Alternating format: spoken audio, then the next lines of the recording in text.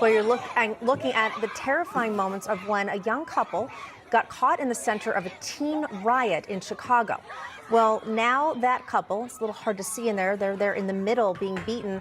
Now that couple is speaking out. 20-year-old Ashley and 22-year-old DJ telling local media they actually thought the crowd was going to kill them. Yeah, according to one Illinois state senator, don't blame the teens for the violence. Yeah. Robert Peters defending the rioters, saying it was a mass protest against poverty and segregation. Joining us now to discuss is our panel, Ambassador for the America First Policy Institute and retired gunnery sergeant for the U.S. Marine Corps, Jessie Jane Duff, and Project 21 member Donna Jackson. We also have our panel still with us here, and I want to start with you, Donna. You know, it's terrible when you see any violence of this kind, especially when innocent bystanders get caught up in it. But then when you hear government officials actually defending those attackers, it just makes you shake your head. How can you explain this, or how can we explain this? What's going on in our country? You know what? We have these progressive leaders that are actually encouraging lawlessness. And the only thing you're going to get is more of this. In the name of equity, they've actually discounted criminal behavior. What they're guaranteeing is that these individuals are only going to create more crime, and they're going to spend their lives in prison. So the people that are calling for defund the police and reimagining the criminal justice system are actually preparing our young people to be in the system. Because if I get away with stealing merchandise from the store, I'm not going to think, wow, I got away with it. No, I'm going to steal more merchandise. They're actually encouraging these individuals to be career criminals. Yeah, and they're giving them justification mentally. Jessie, Jane, just to make clear to people, this couple was a mixed couple, if you will, African-American male, and the female was white.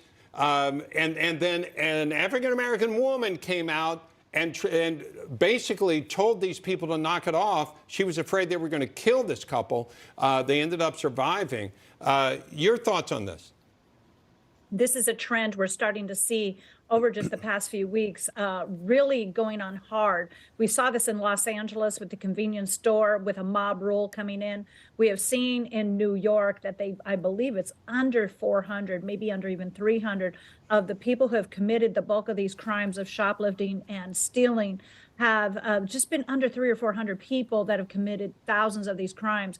This rinse, repeat of discarding people back into the streets instead of holding them accountable. And now you have political people making excuses, trying to suggest that poverty causes people to do smash and grab or attack other people. I'm astounded that this is going to be even tolerated. In Chicago, these residents have to buckle down and make better choices in who their elected officials are, because they're failing the very people that they proclaim that they're trying to defend, those who are actually in poverty, living by the law, and the low-income families are suffering under this. Yeah, and Jessie Jane, to your point, it's almost like these government officials are giving them an excuse to get away with whatever they want. Also want to get your take on this. The Los Angeles mayor, Karen Bass, she wants to spend $1.3 billion on hotels and motels in Los Angeles and convert them into housing for the city's growing homeless population. Bass's program has already started for some and faced much criticism, even from some homeless participants, saying they've been moved so many times that they feel like they have less of a home now than they did living on the streets. Peter King, your thoughts? Yeah, to me, this is madness. Again, what happened in Chicago is madness. Any politician to tolerate it is wrong.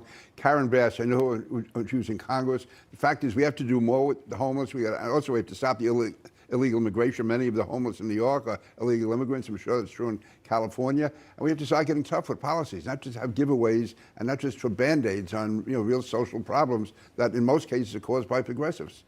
All right, Jessie Jane Duff, Donna Jackson, thank you so much for joining us.